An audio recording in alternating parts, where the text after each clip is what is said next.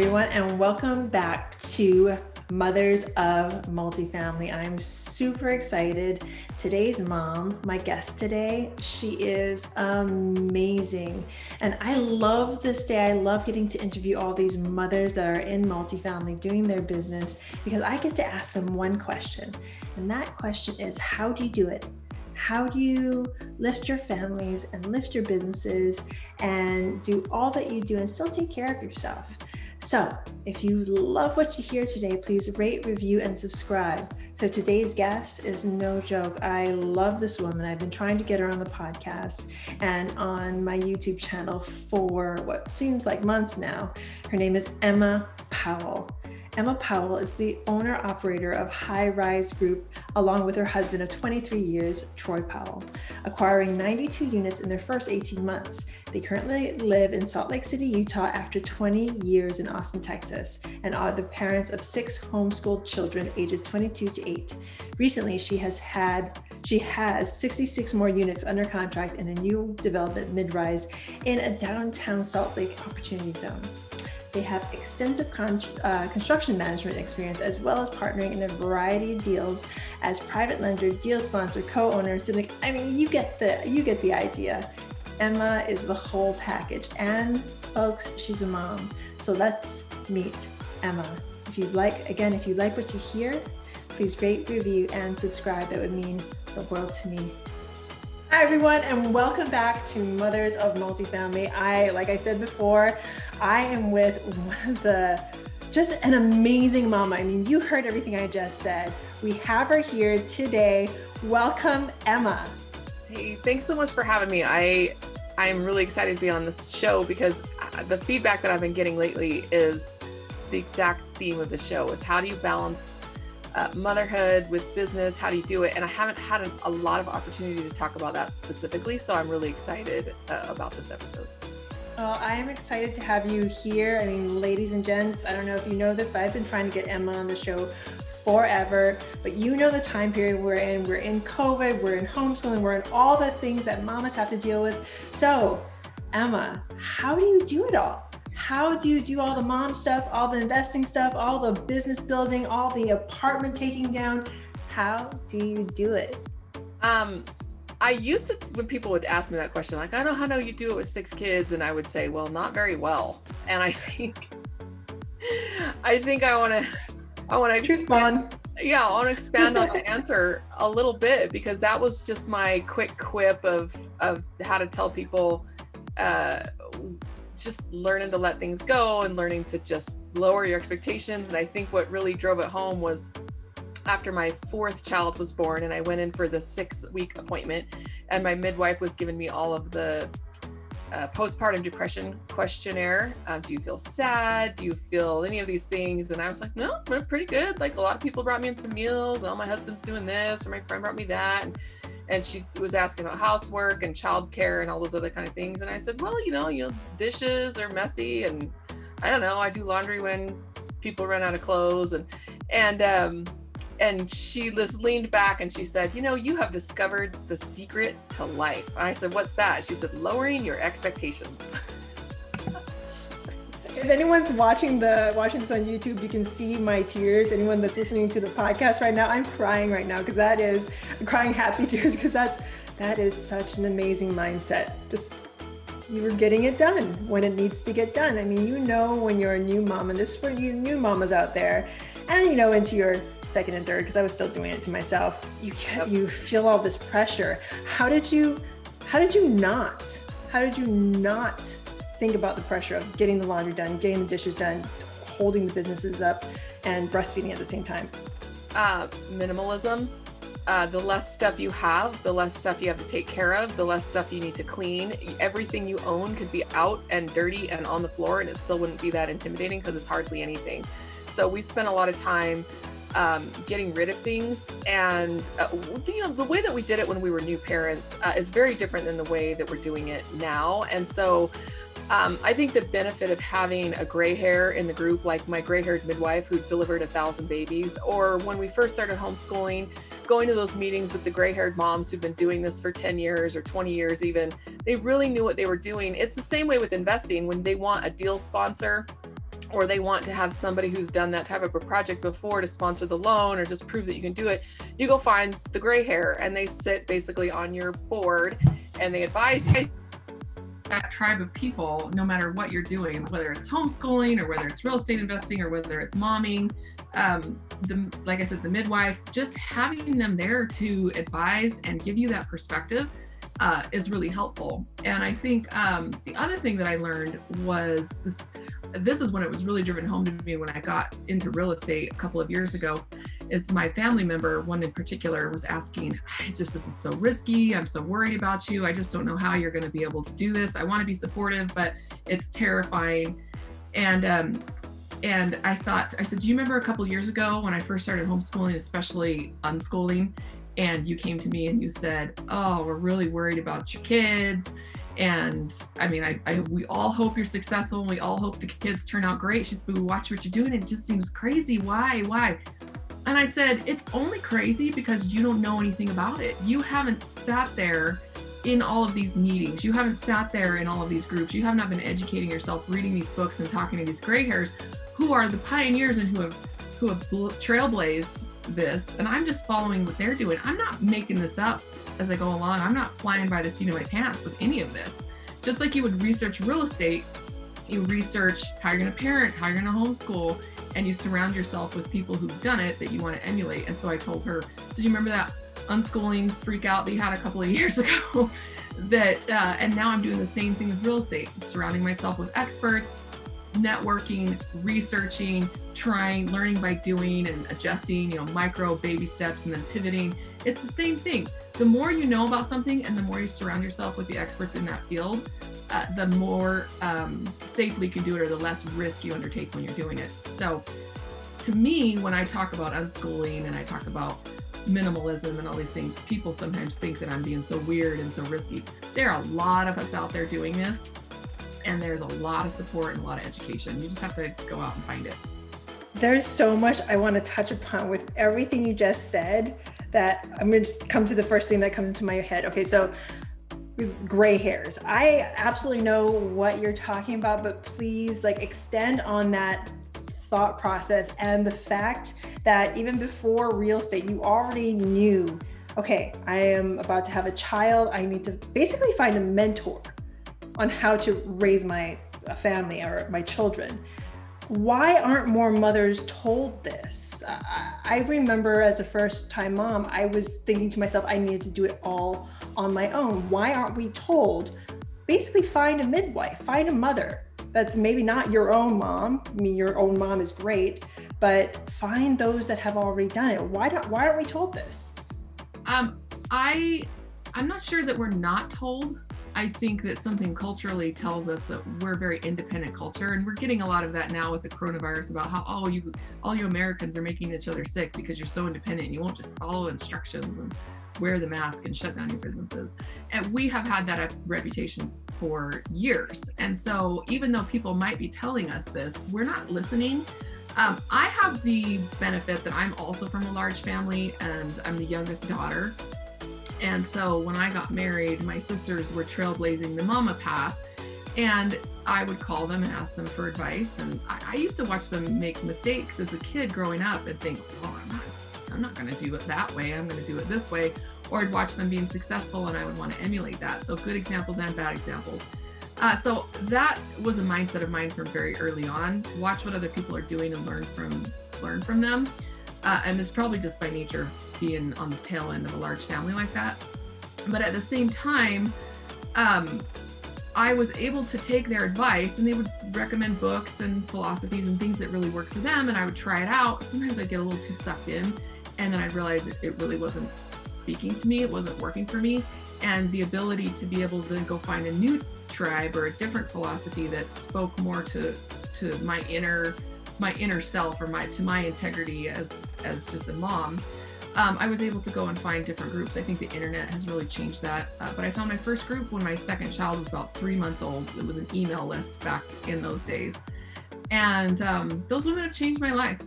Here we are, that son, he's 19 years old. And we've now migrated over to social media. And it's a private group. We don't let anybody else in anymore. And every time we travel, we post in there where we're going to be, and we meet up and post pictures. And these women have become genuine friends to me, even though I've only met less than half of them. But I've known them for 20 years. How can you not feel a connection with them? And what I lacked in my personal life with being able to have friends in my real life has always been really challenging for me. But in the online community, I found a wide variety of women from every political party and persuasion to every religion. I mean, it's a very, very diverse group, to the races, to even the ages, to the number of kids, and learning all from each other in a place of just true giving has really impacted the direction of how I look at motherhood, because it's like an entire group of peers and gray hairs working together to just help each other with no ulterior motive other than just being friends.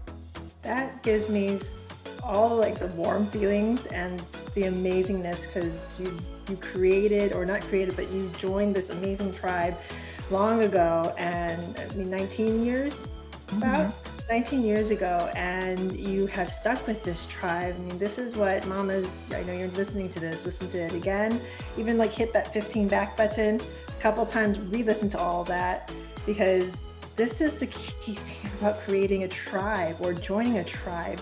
I mean, you're a prime example of it, Emma.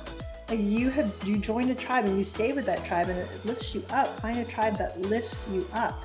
So I want to jump back into something else you talked about homeschooling and unschooling. And this is sort of a selfish question, because I'm trying to decide, because right now I put my kids back into public school, but it's a different world. We all know it's a different world right now. And my kids are young enough, 6, 4, and 2, and we're about to move. And there's a lot of turmoil for everyone that's listening to this, especially those with school-age children. What is unschooling, and what are, especially now and into the future, what are the pros about homeschooling? Well, I'll tell you a couple of examples and a couple of stories. First of all, I'm in the process of writing some homeschooling entrepreneur articles on LinkedIn. That's just basically the way that we do it, what works for us, and challenging people to have that inner thought process like what you're going through right now. I don't know where you're going to come out from on the other side, but the fact that you're asking yourself these questions and you're associating yourself with people who can give you answers, and you can weigh through it all and decide what's best for you, that process is very valuable. So it's just a kind of a chronicle of my journey of going through that process and where we ended up. So to start with, what is unschooling? I used to think it was homeschooling for lazy moms, and I often felt guilty about it. And I felt like that if I was a good mom, a good homeschooler, I would be more actively involved in the workbooks and mama on the whiteboard, and let's show everybody, sit in the schoolroom. And I felt the biggest obstacle for me to be a great unschooler was my own guilt. And I would project that guilt onto my kids, and they felt like they were bad kids or bad students because they weren't self-educating with the textbooks because we didn't know what school is supposed to look like without an actual school. So it's basically just learning from life. You create a rich environment and give them a lot of opportunities to learn. And from that, they are going to walk away with the basics of an academic education. And what really drove that home to me were 2 times I was in a live group in Austin of unschoolers. And we were sitting around the table, and one of the gray hairs was a pediatrician, and she'd been unschooling her kids, and they were all young adults. And one woman who was new, she said, well, we do this and we do that. She said, but I can't help feeling like we should be doing more. And the pediatrician said, well, if you are having a lot of fun and you're feeling like it's too easy, that means that you're doing it correctly. And so that was just like, oh, this was starting to wash away all of that guilt and that mama anxiety. And so the second story was very similar to that. It was in the same group. It was in our Yahoo group back before social media. And one woman came in, and we see this conflict a lot between the moms and the dads, the stay-at-home moms, especially, who have the bulk of the responsibility for child rearing. She'll be drawn to homeschooling, or especially if she's drawn to unschooling, and the husband's like, we're not doing that. That's weird. I want you to homeschool my kids this way while I go off to work. And they argue a lot about how he won't let her do it the way that she wants to do it. And she said, my husband says, doesn't it seem like we should be at least teaching them the basics? And this gray hair in the group wrote back and she says, in your loving and literate household, do you think it's even possible for your kids to escape without the basics? It happens automatically just by living. They're going to learn how to read, do basic arithmetic, basic history, because you are a loving and literate parent. It's impossible to not get away with the basics. And that was really interesting because it led into the conversation of advanced academics and how that isn't as natural, and then how we're supposed to be the enablers to helping our kids get the resources they need for the more advanced academics. So what I started focusing on was truly unschooling the kids. They only play. They just play. They play all day. Sometimes I play with them, sometimes I don't. I like to take them places, museums, parks, things like that. But we don't limit the television. We don't limit what they're going to eat. We don't force them to eat this or that. We don't tell them how to play. They know how to play. They know what the most important tools are to their generation, just like Stone Age kids knew that pointed sticks and rocks were very important, and they were allowed to play with those seemingly dangerous tools with fire. And they'd sit next to their parents and watch them carving a stick or starting a fire, and they'd try and touch it, and the gray-haired grandpa would say, "Oh, that's hot," and he'd touch it. "I told you that was hot." And so that's how we have gone about doing this, which I got all from a book by Peter Gray. It's called Free to Learn.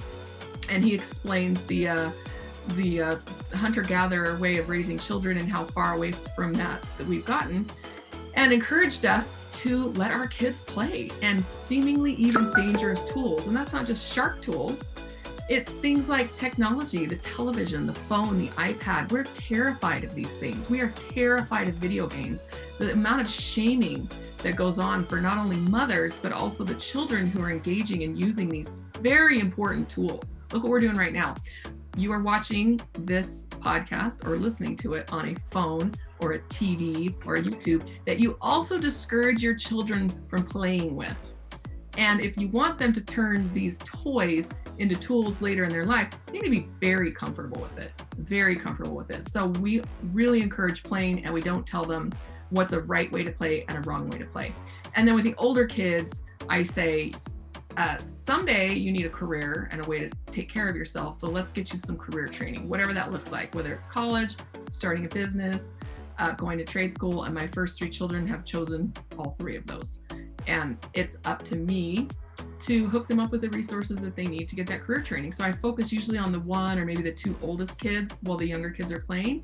And then when that kid kind of finds their career and they become more independent, I shift focus to the next older one and get them started on their career. And so really I'm only actively parenting, maybe 1 kid at a time. Obviously, my little kids, as they're playing, they're getting a lot of feedback, a lot of guidance, a lot of how to talk respectfully to one another, how to play kindly, how to have a conversation with civility, how to problem solve, conflict resolution, all of those things that we talk about and we model. But there's no, let's open the workbooks to page 34. There's no need. Those basics before about 8th grade are just going to happen whether you like it or not. You don't have to force that at all. So minimalism, not only in what you possess, but also in how much control and academics you're pushing on very young children. No, you keep on talking. I have no questions. I just want you to keep on talking because nobody here who's listening to this wants to hear anything out of my mouth. So just pick a topic and go. No, but seriously, everyone who's listening, wasn't that amazing? I mean, seriously. So for all you mamas who are thinking about schooling or unschooling, this is actually the first time I've heard that, by the way. That's why my mouth is just kind of like hitting the ground right now. I have 1,000 questions on this, but this is also a real estate podcast. So that aside, I am going to drop a link for you to get a hold of Emma, maybe find her on LinkedIn, read those stories, those articles that she's going to be putting there if you want more information on unschooling, because I could take the next hour and ask so many questions, very selfish questions about what and how and when and why and all those questions about unschooling. Hey guys, again, thank you so much for taking the time to listen to our show. And if you love what you see, and I know you do, please rate, review, and subscribe. It would mean so much to us. Yeah, it absolutely means the world to us, helps us get out to a wider audience, really just capture more people that we can help here with this show. Again, if you're getting value, check us out. Thank you again. So grateful to you.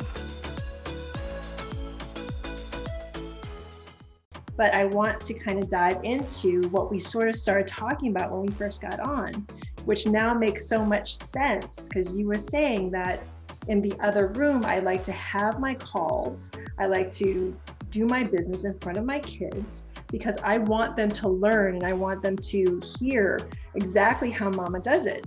And now hearing that you have a 19-year-old, that also makes sense. I was like, you have young children that just took on their first property? Yeah. 19 years old. Okay, that makes sense. So it wasn't the two oldest. It was the third and fourth, because the two oldest have more expenses and they didn't have enough cash to get involved in the deal. I said, well, you don't have any cash. Sorry, you can't invest with me. So these kinds of hard lessons. And, we were joking when we said that, but we were also being serious. They didn't have any money to put in that deal because they have to pay for more expensive things. And my son is spending a lot of money on video games and learning the hard way that you just missed out on an investment because you play too many video games. And at a certain point, you do have to turn that toy into a tool. And he's at the age now where we're like, that toy that you got to play with for so many years needs to turn into a tool. And he is learning because he knows, and my oldest knows, she's 22, that we are not carrying them. Their problems are not our problems. We will help them, we will support them, we will love them, but we are not going to clean up after them. And we're not going to enable them to make bad decisions. And so a lot of that is just saying, look, I've given you the tools to go out and make a life for yourself. Whether it's whatever we agree on, like my 17-year-old said, can I live at home for kind of a long time? I'll help pay rent and I'll work and everything. She said, but I just don't see any reason that I have to move out. And I said, well, you're right. You don't really have to move out if you don't want to, if that's not a calling to you. And eventually, she might want to, but it's just being open and very flexible to that. Most people are like, you gotta get out of my house. Like, what are you gonna do so you can move out of my house? Again, asking ourselves culturally, why is that so important to us? And when I kind of stood back with my 19-year-old son was diagnosed with autism last year, and we realized he might not be able to live independently for quite a number of years as he works through what his young adult life is going to look like. It's going to look different than it does for people who do not have the same thing that he's dealing with.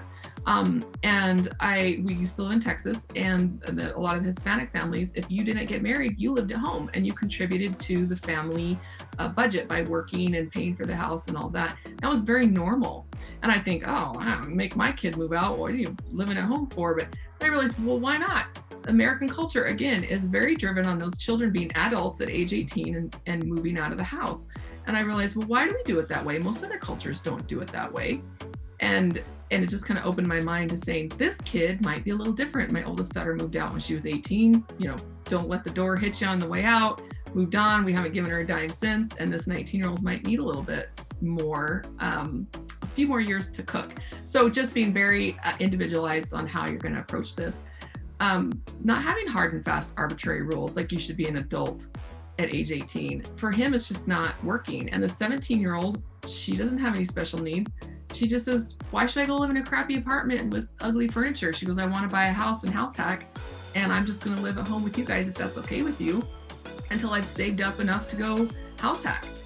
And I think that's an amazing goal. My partner on my Little Rock apartment complex is 27 years old and he lives at home and he has a full-time job, and he says, I'm here doing things that other people are not willing to do, living with my parents, so that I can save up a lot of money and invest in a lot of projects.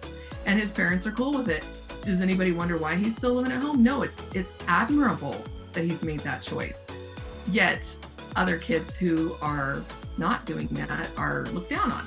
So I feel like it's all about the kids' goals, what they're doing, where they're working towards, if they are really taking advantage of you or expecting you to enable them, versus using their relationship with you as a way to launch themselves a little bit more steadily into their own futures. And so we're really open to a lot of what the kids want to do and where they want to go.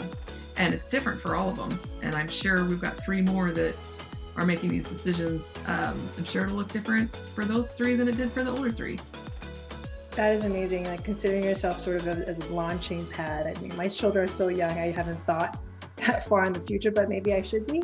Just considering myself as a launching pad for whatever it is that they might want to do, and just everything that you just said. I just want you to keep on talking because this is for me, and I don't know about you ladies and gentlemen who are listening to this podcast or on YouTube, this is like hashtag mom goals right now, because I am right now in a very indecisive position. And I think a lot of people are right now. And it sounds like you made these decisions and you have kind of stuck to these, I wouldn't say hard and fast rules, but you stuck to these rules. And just hearing you say that my 17-year-old, she's like, I just want to stay at home, save up money so I can house hack. I don't even think the word real estate came out of my mouth until maybe 25. But your 17-year-old says, I want a house hack. And that comes from what you were talking about previously. You talk about and do business in front of your kids. And I think it's, American culture, it's like work is in this box and home is here and play is here, and you have vacation time and you get 48 hours for weekends off maybe. So it used to be that way. On the family farm, the dad lived and worked from home. He might have been 100 acres away. The kids would go out there, bring in lunch, they'd sit on the creek, they'd eat. Dad was around. My grandma, or my husband's grandma rather, had a store in the little town that we lived in Texas, which is just a coincidence because we're not from Texas. But she just had his town right on that little main street there back in the 1940s and 50s.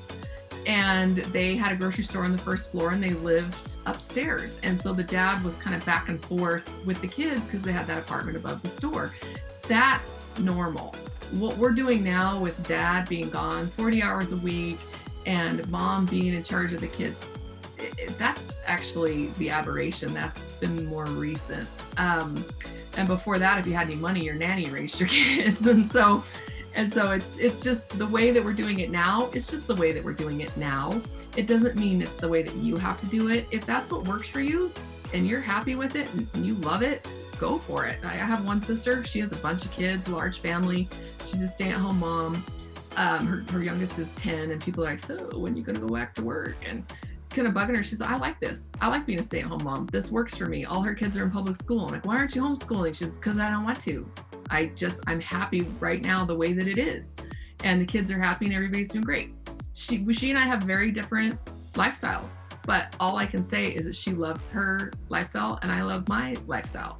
So it's just, like I said, the critical thinking process that you go to make those decisions rather than just hitting the default button, being intentional about your lifestyle choices, being intentional about what you're researching, what you're learning, what you're looking into, what you're willing to try. How long you're willing to try it before you say, this isn't working for me. Because like I said, when I had my first baby, my sister gave me this great book. I really followed it to the T. And by the second baby, I was like, I hate this.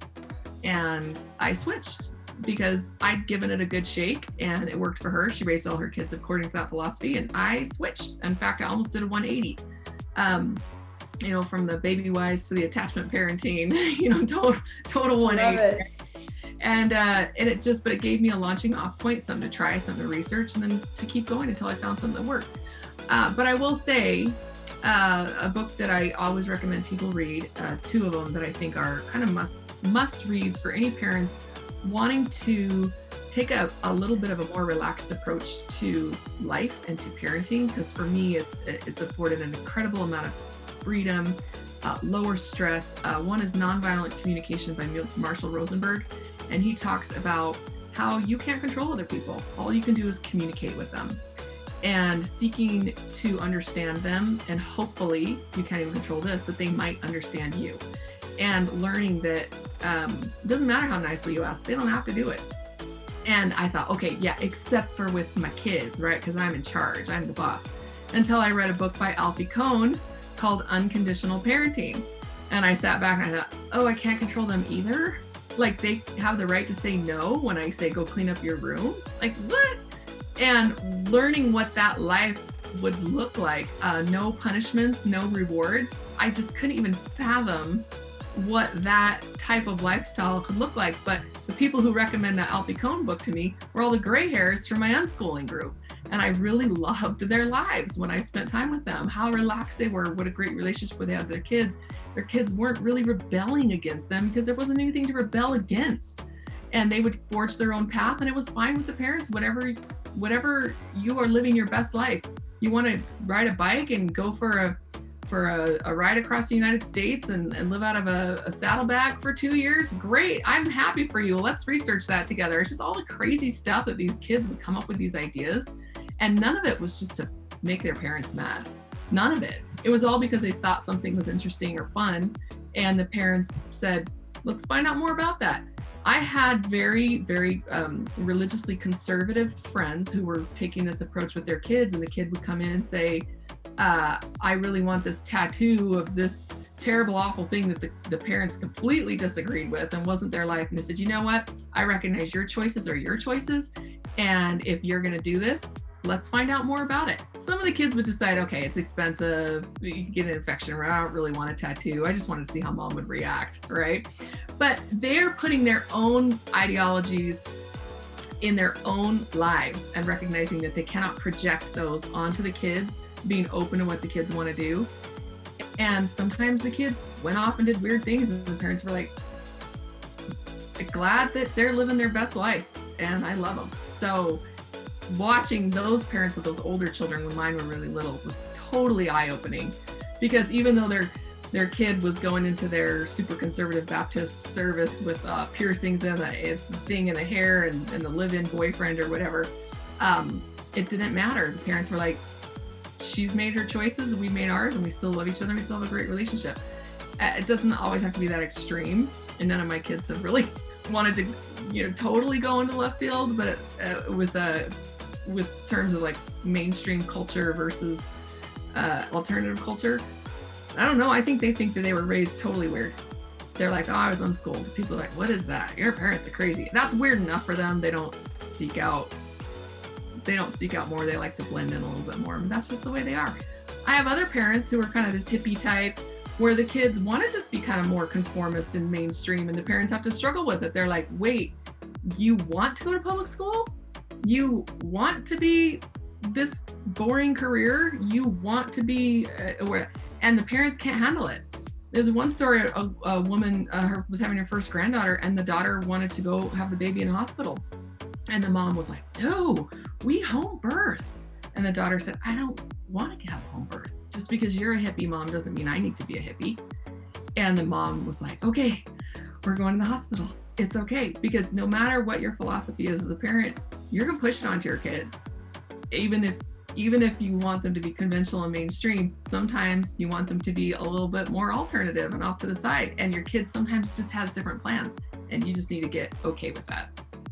Oh my goodness. This would take away the need for punishments. This takes away the need for even telling your child that they're incorrect. Because sometimes, and then it takes away the need for feeling guilty for having to tell your child that they're incorrect for doing something that probably wasn't that bad in the first place. Mm-hmm. And that level of control over somebody else's life, first of all, I personally believe, I don't know if we want to get off into this, I personally believe it's immoral, and I'm not willing to do it. I asked my son one time, we were listening to an audiobook. We were in a little homeschool co-op, and we were listening to a book that was set in the 1930s, and the mom was the school teacher, and the son did something he shouldn't have done. And she said, come over here, you're going to get the belt. And he knew, they loved their mom and they respected their mom. She, in the storybook, she was a very good mom and a very good teacher. But the kid at the time, that was the way you handled it. And the kid went over there, oh, I knew mama was going to give me the belt. And I paused it and I asked my son, because he, even at that young age, was having a lot of autistic tendencies, and we were really struggling to figure out what was going on. I stopped and I said, if I belted you to get you to do what I wanted, would it work? And he said, probably. And he's like, you're not going to do that, are you? I said, no, because I'm morally opposed to it, but would it work? And he said, yeah, it would work, but I'm glad that you don't do that. There are certain things that I could do that I could exert more control over my kids, and it would probably be effective. Is it right? No, I don't think it's right. And back in the day, my grandma, that same grandma with that old store, Her husband told her what to do. She actually even got spanked sometimes by her own husband. That was normal.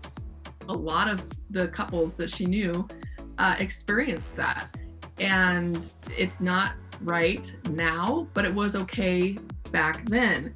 And so I have to ask myself, the amount of spankings that we got as little kids, it would be completely unacceptable for today's parents to spank and punish their kids in the same way that a lot of us are doing. It's child abuse. But back then, it was normal. So what's it going to be like 20, 30 years from now?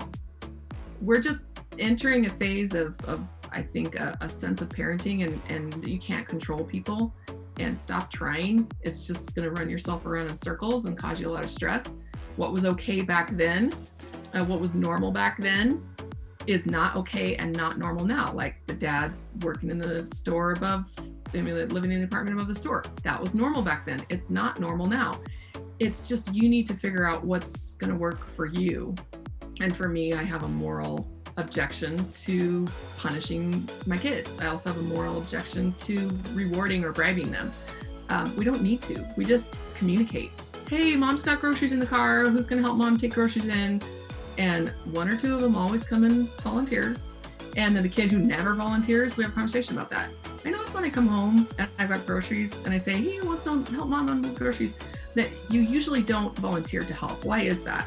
Because I would really like it if you did. And then we might come up with a solution where I don't really like doing groceries. I said, well, what chores do you not mind? I was like, I don't really mind sweeping the floor. And I said, okay, well, how about you be in charge of sweeping the floor and we'll take care of the groceries. When we assign chores, I say, okay, what chore do you hate? They're like toilets or dishwasher or whatever. And the other one, what chore do you not mind doing? And they say, well, I don't really mind doing this or that. Say, okay, well then I'm not going to put you in charge of toilets. I'm going to put you in charge of this other thing, because this kid actually said she likes cleaning toilets. I know it's rare, but we just try and go off of, we live in this house together.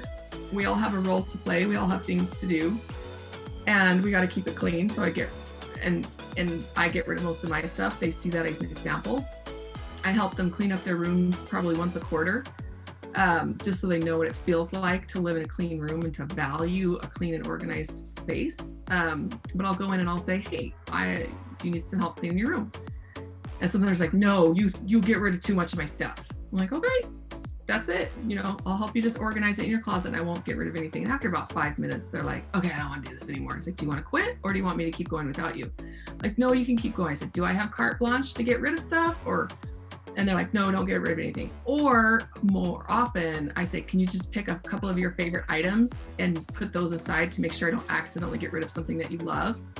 And then I will go in there and I'll clean the rest of it. And I have not done that in a couple of years. They're older now. It's not really that necessary. But when they were little, this is what I did to teach them how to have a clean and organized room. And when it gets messy, it bothers them.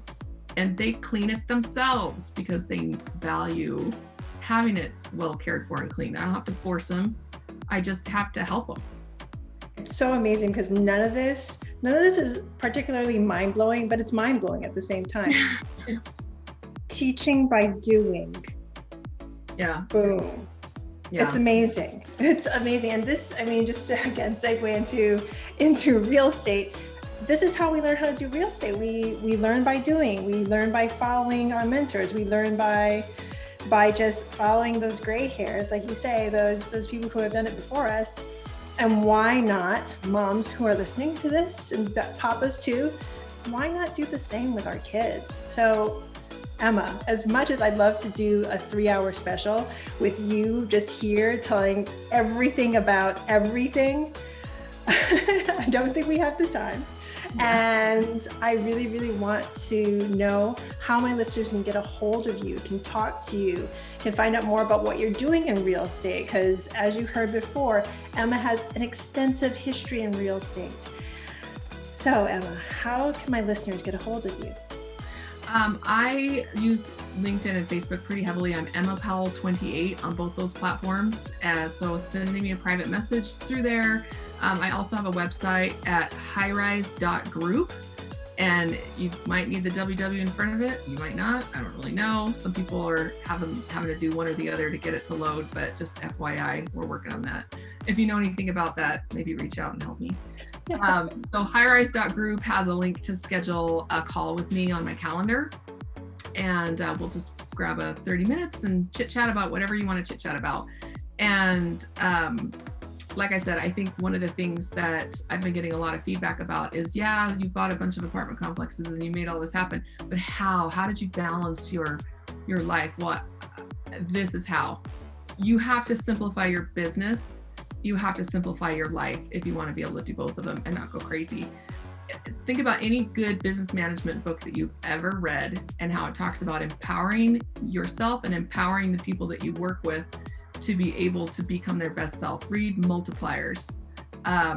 It talks about how we accidentally diminish people, even though we're intending to be great motivators and great leaders, but we may accidentally damage them and make them perform at lower levels than they can. So Multipliers is another one that helped me in my parenting tremendously, even though it was a business book, because nobody is going to write a business management book about how to control all your employees and make them earn tokens to get time, their break time. I'll give you 15 more minutes on your break time if you do what I ask.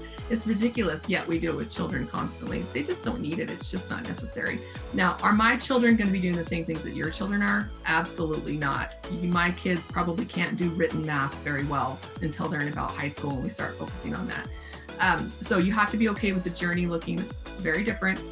But if you're curious or interested in any of these things and want to know what normal might look like, would love to talk to you more about that, how to balance your real estate business with your momness and right now your homeschooling. Yes, all the yeses. And if that was directed exactly to me, I am actually going to go to your website right now and book a call for in about 15 minutes because I could need it. Anywho, thank you, Emma, so much. I have learned so much from you in just this 45 minutes than gosh knows where. You are amazing. Thank you so much for coming on. Hey, thank you. And I've got a little bit of gray hair that I'm starting to grow. Oh, right there. Yeah. I got you There you beat. go. So you could be the gray hair pretty soon here. I'm working on it. I love kind of getting into it, but it was really a pleasure talking with you. I love talking about this stuff because I feel like if there's anything, you can't separate your home life and your business. You absolutely cannot do it. It's kind of like separating your health and fitness from your mental health or your business. It once you're working on becoming a better person, it all kind of happens together and you really can't separate these things out.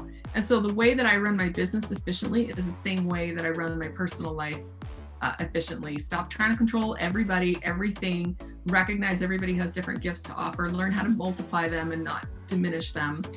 And you're going to just find your whole life having a lot more harmony and you're going to be a whole lot more productive.